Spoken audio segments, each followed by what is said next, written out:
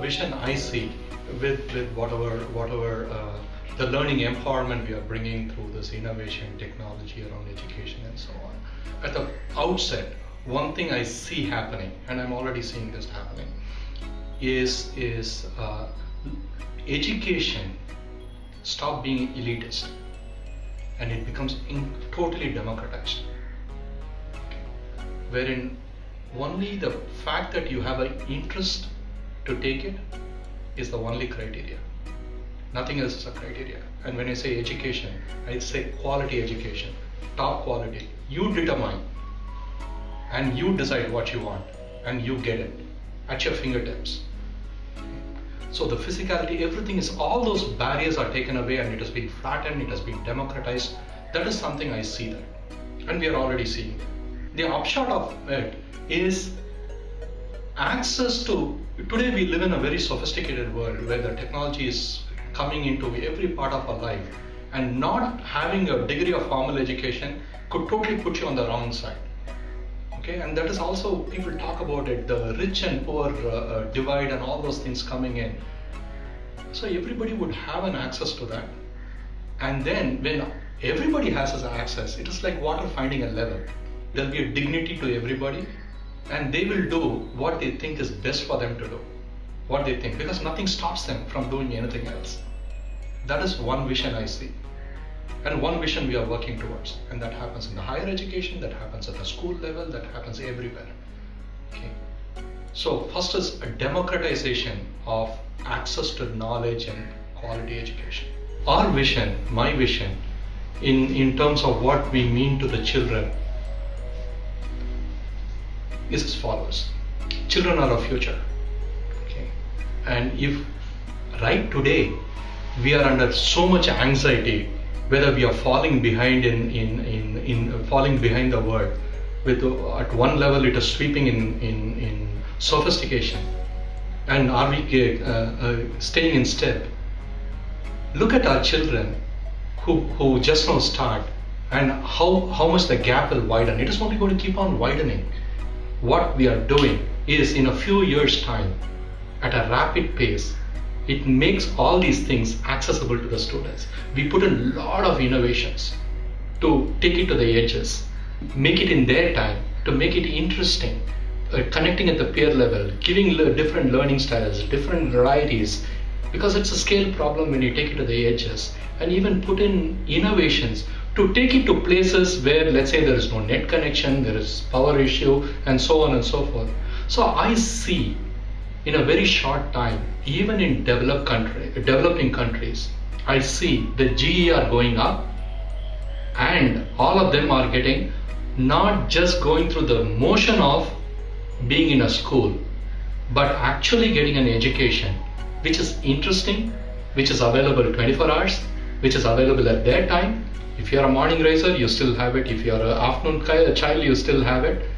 And then it is relevant, which means whatever you are learning is not just the concept alone, but ties into the real world, so that when you come through the education process, it is almost like a ramp coming into the freeway, wherein your education process, especially for the children, is almost like they are accelerating in the ramp, so that when they come into the freeway of the real world, they are at the right speed to merge and transact with the world.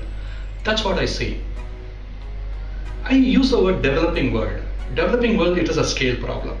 But I equally see a situation in the developed world, wherein today they are having an issue, wherein children there, for any number of reasons, are no longer finding it attractive to pursue science, technology, math, engineering, that kind of education. Okay.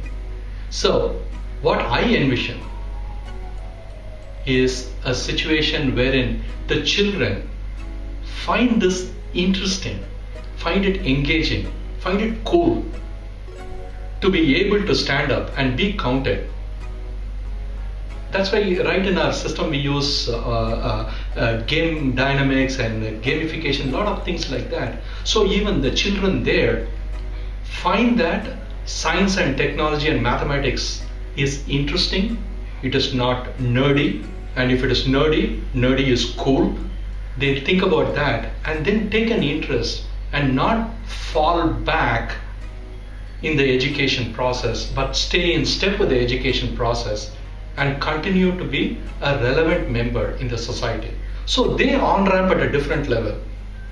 The kids in the developing country on-ramp at a different level, but the entire world is able to travel in the freeway and nobody feels disadvantaged. And that is a kind of world I see happening. And it is not, again, to reiterate, it's not a pure aspirational, wistful and wishful thinking.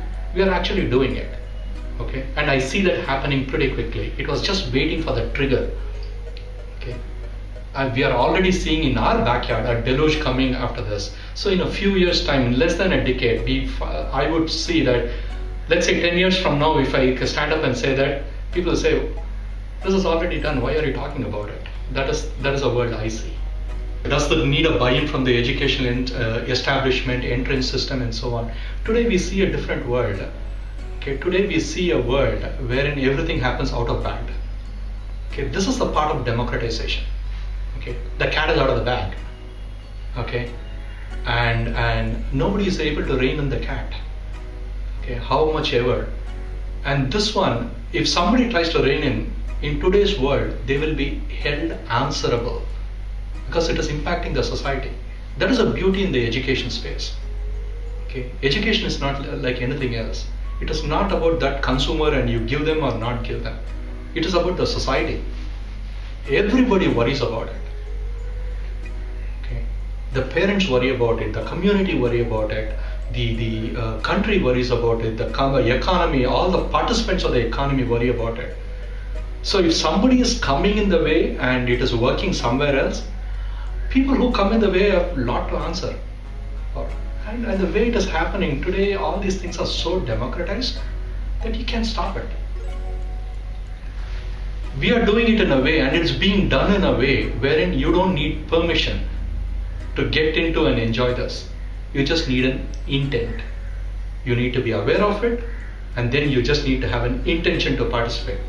If the formal school system doesn't do, yeah, hey, after all, the formal school system keeps a kid only for 8 hours in a week and only for 5 days in a week. 8 hours in a day and 5 days in a week.